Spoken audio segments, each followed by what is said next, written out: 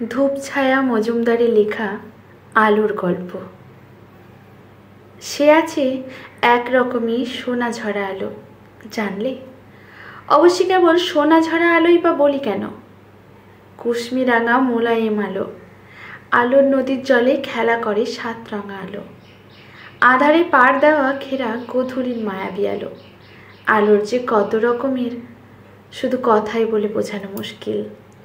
যদি ছবি আঁকতে পারতাম তবে কিছুটা চেষ্টা করা যেত।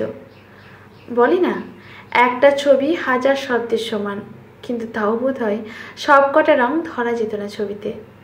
ধরো তুমি সূর্য আঁকছো, কী রং দেবে সূর্যে? কমলা? বেশ, তাই দিলে না হয়।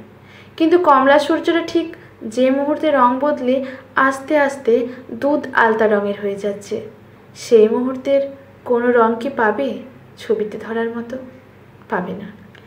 আমাদের গল্পের পিনাকি, ধরে নাও সেই নায়ক এই গল্পের। এত ছোট গল্পের তো আলাদা করে নায়ক হয় না। সেই পিনাকিও চেষ্টা করেছিল আলোর রঙকে ছবিতে ধরার।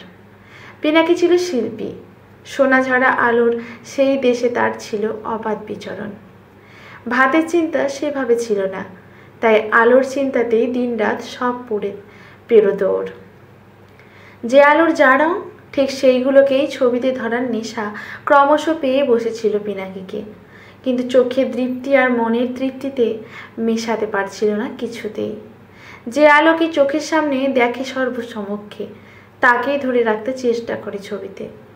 স্থানকাল ভুলে মাঝ দরিয়াতেই বলো, কিংবা রাজবাড়ির গাড়ি বারান্দায় ছবি ধরার কল মেলে বসে পড়ে পিনাকি। কিন্তু ছবি যখন তৈরি হয়, দেখা যায় রং মেলেনি। ছটপট করে ওঠে পিনাকির অন্তরাত্মা। নিজের অধ্যাবসায় আর পর্যবেক্ষণ ক্ষমতায় প্রতি জাগে প্রশ্ন, সত্যিই কি তাই? সত্যিই কি সে শিল্পী? সে যদি শিল্পী হতো, তবে সে কি পারতো না যে রং দেখছে তাকেই নিখুঁতভাবে ছবিতে ফুটিয়ে তুলতে? এই অন্তর্দ্বন্দ্ব প্রতিনিয়ত ছাড়খাড় করে চলে পিনাকির শিল্পী সত্তাকে। গড়ে ওঠে ছবিগুলোকে ছিঁড়ে কুচি কুচি করে ফেলতে ইচ্ছে করে। এক রকমের হতাশাবোধ থেকে কোনো কোনো দুর্যোগের রাতে মনের মধ্যে জন্ম নেয় তীব্র মনে ইচ্ছা। ছবিগুলো প্রাণ নেওয়ার পর সেই ইচ্ছে হাত বাড়ায় পিনাকির নিজের প্রাণের দিকেও। এমনই একটা নাটকীয় মুহূর্তে পিনাকির ঘরের জানলার ভারী পর্দা সরিয়ে ঘরে ঢুকে আসে সূর্যের প্রথম আলো, কিংবা ঝিলপাড়ের কৃষ্ণচূড়া গাছটা থেকে ভেসে আসে পাখিদের ব্যস্ততার আওয়াজ। প্রাণ নিতে যাওয়া সেই ইচ্ছেটা রং পাল্টে হাতে তুলে নেয় ছবি তৈরির সরঞ্জাম। পিনাকির ভাড়া কেটে যায় আরও একবার। এভাবেই চলছিল ততদিন, যতদিন না পিনাকির জীবনে এলো প্রভা। প্রভা নামটা যে খুব আধুনিক নয় সেটা মানতেই হবে। সবচেয়ে বড় কথা, প্রভা নামটার সঙ্গে প্রভাত জীবনের গল্পের কোনো মিল নেই। আদ্যপান্ত অন্ধকারে মোড়া জীবন তার। আর সে পিনাকির জীবনে এলো মানে সে জীবনসঙ্গী হয়ে গেল, এটা ভাবার কোনো কারণ নেই। কারণ পিনাকি কোনোদিনও কোনো মেয়ের প্রতি আকৃষ্ট হয়নি। আর প্রভা, সে ছোটবেলা থেকেই চারপাশে এত প্রেমের মৃত্যু আর বিয়ের মৃত্যু দেখেছে যে প্রেম, বিয়ে, সংসার, ধর্ম এই শব্দগুলোর ওপর থেকেই তার আস্থা চলে গেছে। তার বিদ্যা নেই, রূপ নেই, অর্থবল নেই, কিন্তু তার কাঁধে দায়িত্ব আছে পর্বত প্রমাণ। শয্যাশায়ী মা আর দুই দিদির 3 মেয়ে, এদের দায়িত্ব তার কাঁধে তুলে দিয়ে একে একে সরে পড়েছে সবাই। প্রভার রূপ নেই, কিন্তু বিধাতা বোধহয় তার শরীরখানা গড়ার সময় নিজের যাবতীয় মনোযোগ এক জায়গায় করে তাকে করে তুলেছেন। এমন নিখুঁত গড়নের শরীর সচরাচর চোখে পড়ে না। কাঁধে দায়িত্বের পাহাড়, এবং রোজগার পুরোপুরি শূন্য হলেও প্রভার নীতিবোধ ছিল প্রবল। সেই নীতিবোধ থেকেই শরীরের গড়নকে পুঁজি করে রোজগারের পথে যেতে সে রাজি হয়নি। যদিও প্রলোভন ছিল অঢেল, বিধাতার ইচ্ছেতেই হয়তো শেষ পর্যন্ত এমন একটা রাস্তা পাওয়া গেল যাতে শরীরের গড়নকে ভাঙিয়েই সে মা আর বঞ্জিদের ভাতের জোগাড় করবে। অথচ তার নীতিবোধ আঘাত লাগবে না, তার চরিত্রে দাগ লাগবে না। সেই পেশার সূত্রেই প্রভার সঙ্গে পিনাকির আলাপ। পিনাকি তখন তার আলোর খোঁজের গল্পের জন্য আলো আর শরীরের নানা বিভঙ্গের সম্পর্ক নিয়ে পরীক্ষা নিরীক্ষা চালাচ্ছে। তার পরীক্ষার মেন অ্যাপারেস্টার হিসেবে যোগ দিল প্রভা। সোনাঝরা আলোর সেই দেশের নানা ক্ষণে নানা রঙের আলো শরীরের কোন রেখাকে স্পষ্ট করে, কোন রেখাকে ঝাপসা, সেসব রেখারা আলোর গল্পে লেখে নাকি আধারের। এসবই ছিল পিনাকির এক্সপেরিমেন্টের অঙ্ক। পিনাকির অর্থের অভাব যেহেতু ছিল না, তাই প্রভার আয়ের পথ প্রশস্ত হলো বেশ। এই কাজটার ওপর ভরসা করে প্রভা বেশ কয়েকটা ডিসিশন নিয়ে ফেলল। মায়ের জন্য আয়া, বড় বোনজির অঙ্কের টিউশন, ছোট বোনজির স্কুলে ভর্তি, এসব হতে লাগলো আস্তে আস্তে। পিনাকির অবস্থার অবশ্য বিশেষ হেরফের হয়নি, সেই একই রকম হতাশার আশা আর যাওয়া, এর মাঝেই দিন চলছিল।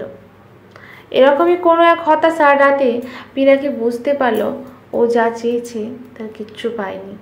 কোনো রং, আলোরেখা, গল্প কিচ্ছু ধরা পড়েনি ওর ছবিতে। প্রভার শরীরটা কেবল শরীরই হয়ে রয়ে গেছে প্রতিটি ছবিতে, আলোর ছোঁয়া রেখা হয়ে বঙ্গই হয়ে উঠতে পারেনি। প্রতিবার যা হয় এবারও তাই হওয়া শুরু হলো। একটার পর একটা ছবি টুকরো টুকরো হয়ে ছড়িয়ে পড়তে লাগলো সারা ঘরে। তাণ্ডব শেষ হওয়ার পর পিনাকির চোখ পড়ল নিজের দুটো হাতের দিকে। কি লাভ এ দুটো বেঁচে থেকে? যে রং প্রকৃতিতে আছে, যে আলো ছড়িয়ে আছে হাতের নাগালে, তাকে যদি ছবিতে চিরস্থায়ী করেই না রাখা গেল, তবে শিল্পীর হাতের কী প্রয়োজন? ধ্বংস করো এই হাত এক্ষুনি। হাতের ওপর আঘাত হানতে গিয়েও থমকালো পিনাকি। প্রভারই বা বেঁচে থেকে কী লাভ?